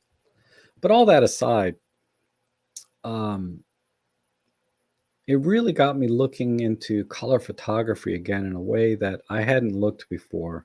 So it gave me some inspiration. And that was one of many suggestions you guys gave me to kind of get out of this slump, was to uh, look at photographers that you admire and try to get inspiration from other photographers and their work. So that's definitely one. Another one I think is Sal Ernst. There's a couple. I can't remember their names because I just started looking at their photos. But a lot of these guys were big in the 50s and 60s, right? So when I look at their photos, the color that they have in their photos, the composition, and um, the time frame that they lived in or took these photos just all fascinate me. And I would just be ecstatic if I could take a picture like that. So the iconic one, I think, from William Eggleston was the tricycle on the sidewalk. Again, very common object in a commonplace neighborhood. But to me, that was an epic photo when I look at it. I mean, anybody could look at that photo, I think, and say that's pretty impressive, right? And then when I look through his photo book, right? Um, one of them, anyway, I guess there's a few. All of the work in there, I would say 90% of it I thought was just amazing. Like how did he see that? How did he take that pic? Like the stupid red room with the light bulb. That picture by itself, it's just a stupid picture, but it's really it's epic in a lot of ways, and to my eyes anyway. And I understand he was very controversial, love him or hate him kind of thing, but regardless of that, because maybe I'll make a photo one day that I think is epic, at least to my eyes, right? And half the people out there will say, no, that's crap, Rob. You need to go out, try again. Or other people might say, man, when you die, that picture is going to be worth some money, right? uh, so those are the things I thought about or been doing the last couple of days, looking at some of that work. And what caught my eye was, again, a concept that I've been aware of for a long time, and that's a limited color palette when you're shooting in color. And whether you want to do complementary colors, analogous colors, whatever, the color science that you want to follow, these guys were masters at it. So I spent some time actually yesterday reprogramming my Pen F to sort of get a more film-like color. Now I understand the Pen F has the color profile number 2, and I can tweak that a little bit, but I wanted to just use the white balance and tweak the white balance settings for the amber, green, you know, uh, green, magenta, and amber blue colors, right? So that anybody with a camera where you have, and most cameras have those settings, will be able to mimic the colors and things that I got. So if I ever do a photo walk and a tutorial on working with color in your photos, because it's really a compositional skill, right? Being able to see the color and arranging them in a pleasing way and combinations that you can help create that epic photo, so to speak. It's just another tool in the toolbox, and that's my fear is I'm going to get too analytical about it and not actually create something beautiful and meaningful. I'm just going to create another technically correct image, right? That's my fear. But I'm going to study this a little bit more. Look at the works from more photographers and see if I can get a little bit closer to my goal, because part of the problem is I'm having trouble recognizing what I think is an epic photo. What are the elements that make that photo epic? And for me, at this point in time, is putting common things together in a way that are interesting and unexpected, right? Which I'm sure I've heard somewhere before, as all of us have, these kinds of ideas, right? Putting common things together in an unexpected and interesting way. And there's lots of techniques that were suggested about going out without a camera, going out with maybe a card to frame things without your camera, taking notes, sitting down in a location for a long time. Some recommendations from a lot of you that are referencing what other photographers in the past have done to get their epic shot. And it's scary to think that you have to take like thousands or tens of thousands of images before you get one. And that may be true, right? But what amazes me is a lot of photography that I thought was amazing. And I didn't prepare for the stream as usual. Otherwise, I would just show you some examples. But a lot of photography, is very opportunistic. And the image ends up being epic because the photographer was at the right place at the right time and was ready, right? Luck favors the prepared, as they say. Versus other photographers like the Ansel Adams of the world, they take their time, go to the site over and over again, think about how the lighting might change, how the seasons might change, maybe making sketches for composition, trying to find something interesting, trying to get a feeling or a mood from the location, and then trying to capture that with their camera. And that's a process that seems very daunting to me because I've never, ever done that. Usually, if I'm at a scene, after about 10 or 15 minutes, if I cannot find a composition or pleasing image from something that I thought maybe was interesting, I usually ditch it. And I'm like, there's nothing here. I'm not, if I can't see it in 10 or 15 minutes. So that may be a little bit of, what's the word I'm looking for? A little bit of arrogance on my part, right? Thinking that if I don't see it in 10 or 15 minutes, there's nothing there. So that is something I have to get over is my arrogance in photography with respect to that, right? And I'm a very humble person generally, but I think sometimes when I'm out taking pictures, I just look at it 10 or 15 minutes and I feel like that's forever, but I take the time. I take the time to really look and try and find a composition in the most mundane things and can come up with some really interesting images, but never anything epic. So this is why I feel like maybe it's my own arrogance of feeling like if I don't see it, then it's not there, which is not true because there are people that go out over and over and over again to the scene, sit there for hours or days, right? Or go back year after year, and maybe in 10 years, they have something. So, that's a very daunting thing to me. But I'm gonna have to think about that from now on, where maybe I go to a location with no camera, like when I'm out walking Ellie. Usually when I'm walking Ellie, it's like a virtual training session every time I go out. She's a handful. But if I go out with the intent to look at a scene and think about that scene every time, maybe take some time to sit there with Ellie, right? She doesn't mind sitting down sometimes, right? Uh,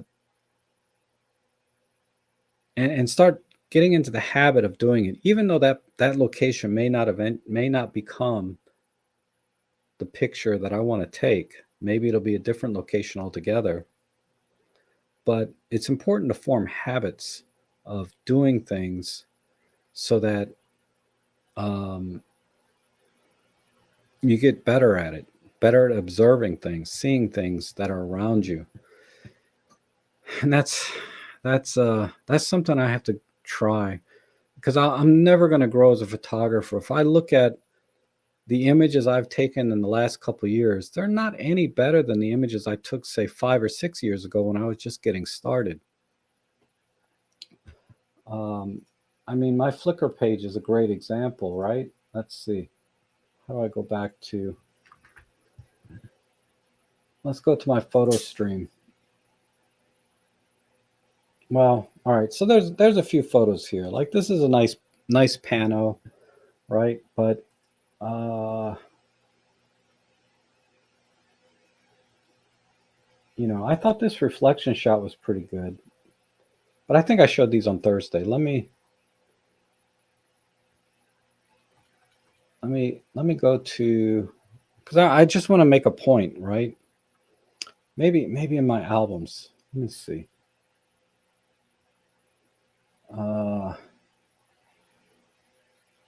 Great Falls, my Shenandoah album. Oh, here's some astrophotography, but that doesn't count. That's not real astrophotography. That's just long exposure type photography.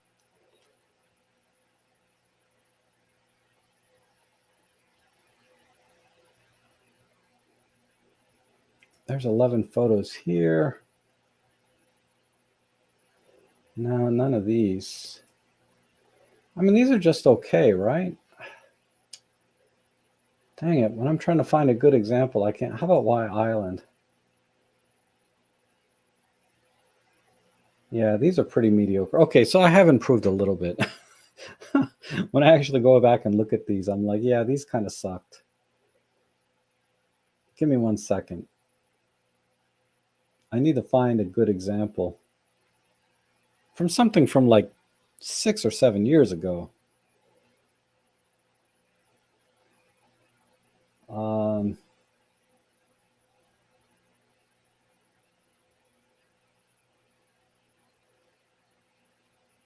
Oh, this folder. Okay.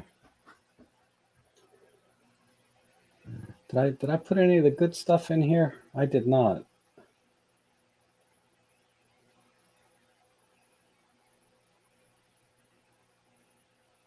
I mean, these are okay. Just some mountains and sunsets. These are not my epic images that I took 6 or 7 years ago. And there's the dog. That's the reason I started this channel, was because of Riley here. But I took this with my Sony NEX. Look at that, June 29, 2013. So that's really about the time I got started in photography. And I still have this bag. Yeah, this is the bag that Adam Favre bought. It's out there because it's out in the kitchen because I was going to go out today. I still have this bag that I use. I don't think I have this hat anymore, but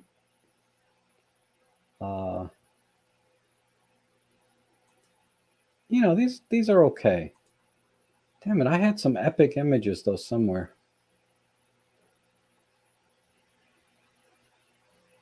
Pano. Like this is a good example. Here's a pano, right? If you look at this pano that I did back in 2013 versus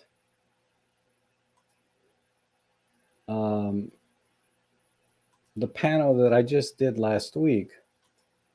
This is a waterfall, so it's a little different rather than a land. It's the same thing. No difference in skill set. No difference in lighting or exposure The only difference is I was shooting with a Sony NEX back then. This is I shot with my Olympus OM1. And this is my this is why I got into such a rut, is because I just could not. I'm not taking any picture really here that I couldn't have done 9 years ago. Apparently, I didn't realize it was 2013. It's been a while. You know, there's a couple of things here, skill set type things like this. I got really good at Photoshop and doing firework type photography. And these are beautiful pictures. I really like them, but they're not the kind of shots that I feel like I'm growing as a photographer or building getting that image that I feel like is an epic shot for me, that I can be really proud of. There's very few images that I'm really particularly proud of in my entire last 9 years I've been shooting, that I can say that I really like. And I don't think there's even any on my Flickr page.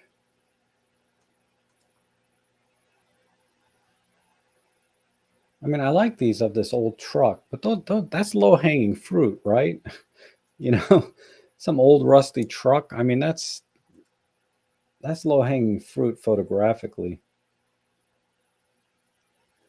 But you guys, let's go to the group. All right, let's go to the group. Let's look at what you guys are sending in. Okay, birds, cool. Sunflowers, these are nice. But every once in a while, I'll see one in here and I'm thinking that is an epic shot, right? I mean, I like these. I guarantee this is Patrick Geisen. This is Plato, I think. He left already, but his shots always amaze me. This was really good from Andrew. I remember this, and yeah, this was really good from Andrew. I could have sworn I saw some from Thomas recently. Oh, there. I mean, Adam. Yeah, there's Adam. There we go. Yeah, cool. Well,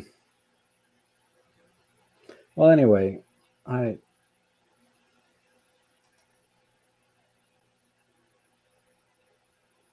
mean, I can almost look like I know this is Serge, right? Serge. I don't know who that is. Thomas. Okay, Thomas. There's some photographers I recognize right away. Like Stephen Long. Yeah, Stephen Long sends in some really nice processing.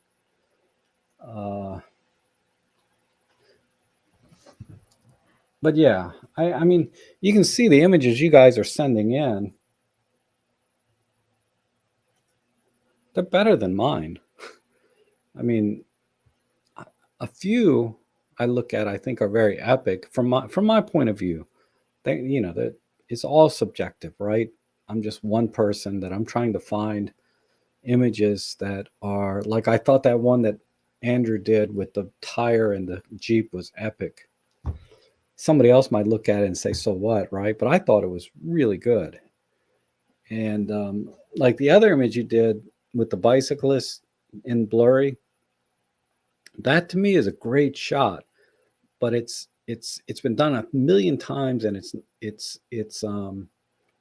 beautiful. But it's, as a photographer, I look at it as a skill set. Like, you got good at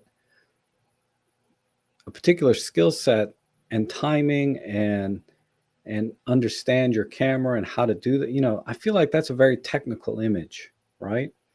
Whereas that other one was much more creative, and a lot more thought would have had to go into it. You had to time a car coming through at the right time, and you had to think about that combination, right? All of that stuff, the storytelling in that picture.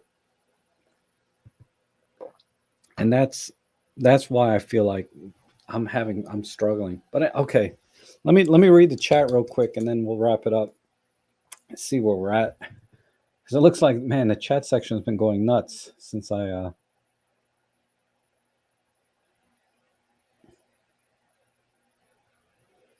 Let's see. I started here with Adam. I was running the morning on the beach. Wow. Cool. Darko is here. Hey, Darko. Good to see you. Yeah, you are late.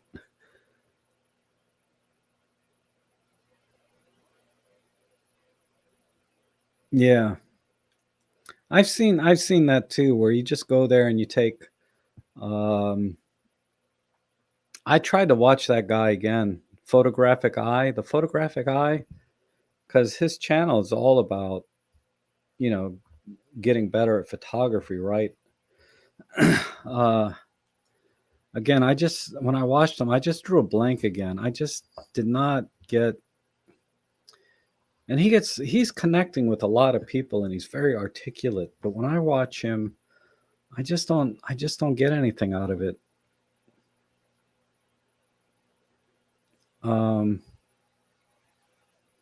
So I'm not putting him down in any way, shape, or form, but you know how you connect with different people and some people you just don't connect with. And I really admire what he's doing and trying to do, but it just doesn't speak to me at all. I don't know why.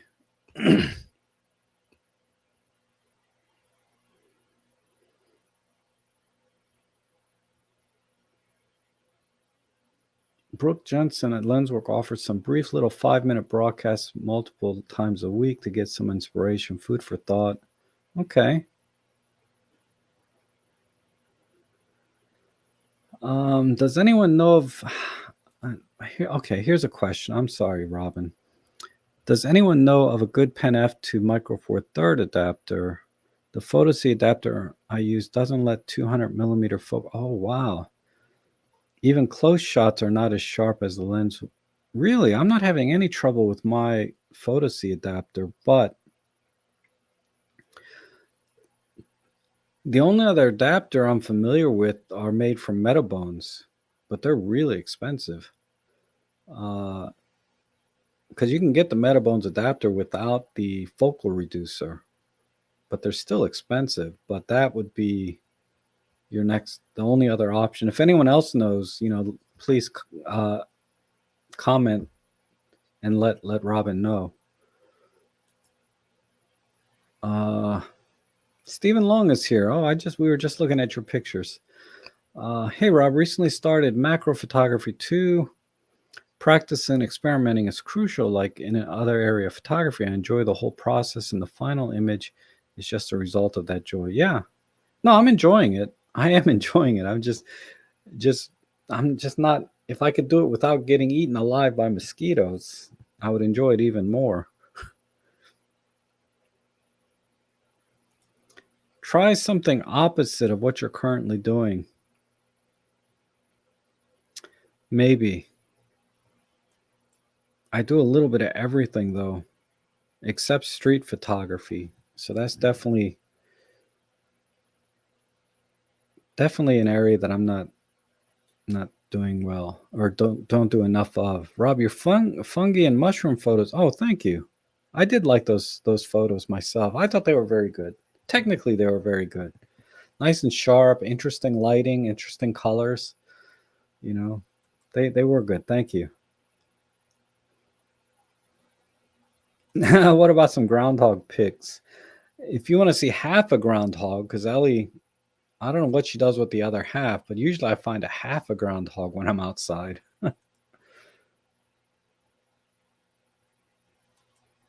Yeah, definitely it's in the eye of the beholder, right? And that's the problem is I'm not seeing any images I really like that are my own. I have a few that I like and I've printed. And let's see, is it this one? Yeah. So, I've printed a few that I really like. I mean, some are just nice, but some of these I thought were exceptional. I mean, these are pictures I like, right? They're just interesting, but they're not epic. They're just like this. This one's actually pretty good. I like this one a lot. It's a nice fog in the background and a couple old planes sitting there. I think it's a great picture, but it's not. epic. Anybody could have took this picture. You know, just some interesting shots. I don't know if all of these are on my Flickr page or not, but a lot of them are. Let me find one. I have one shot in here I think is pretty epic. Just barely. Where'd it go? This one. Not this one here I really like. I wish I could show you digitally. I think it's on my Flickr page. I don't know where. This one came out really good, and this was a total opportunistic type of shot. Let's see if I can find it.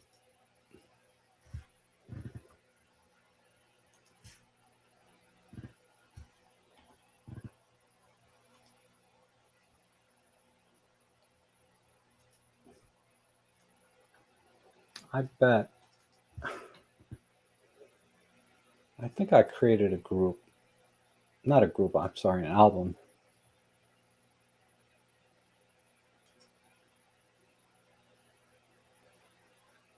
Oh, but I didn't put that picture in there.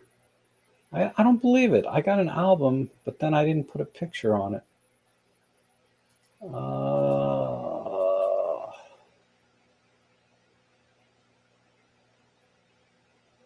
Okay, so it's not on Flickr.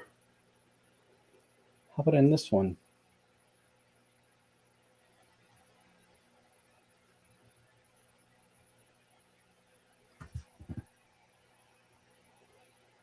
Sorry, I'll share with you guys what I'm looking at.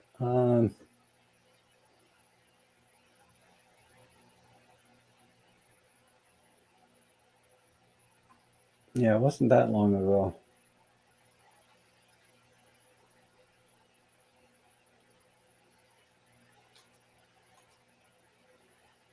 I could have sworn I posted it in here, but I guess not. Because it was... When did I take this one? This was taken... This is a similar shot. This was taken November 30. So...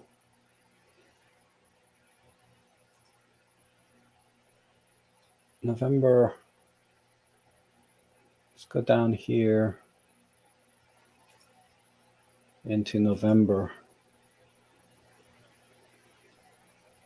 Yeah, here it is. I don't know why. Yeah, this shot I like. I thought I knew.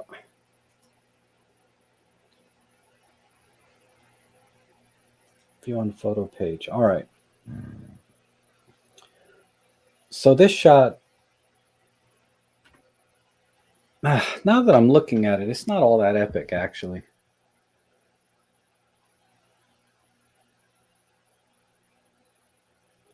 But this is close. This is close to, I'd say, one of the best shots I've ever taken.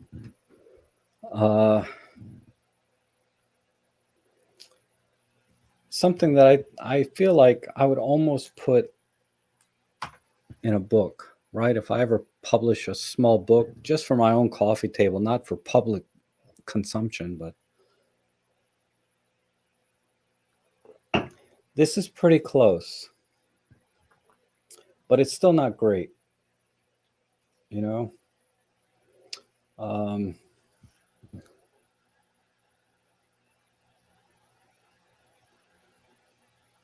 My eagle shots came out pretty good. I'm pretty proud of those. But these are technical shots, right? These are the kind of things anybody could take. Once you develop your skill set, anybody can do these eagle shots, right? But anyhow,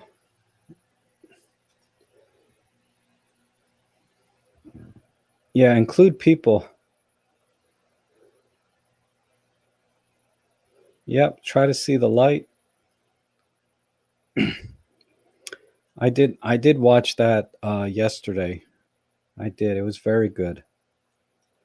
But I told you the problem with yeah, it's not all that epic. That's funny. Sometimes I say the stupidest things, right? I think the other day, I think in one stream I said sharpness is a myth. There's no such thing as sharpness. And that's true.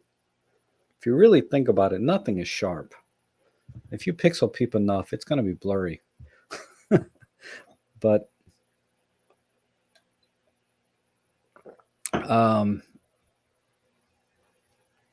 hey, John, how are you? It's been a long time. You do pop in once in a while. I remember we used to do the photo editing streams. You were there all the time. Uh, I'm sorry I haven't got. I should get back into that. I keep saying that. I will. I promise. I will. Maybe this week. But I say that every week. I'm not going to make any promises I can't keep. But I didn't. It's not that I didn't enjoy them. I did, but I don't know why I don't just set one up. I should.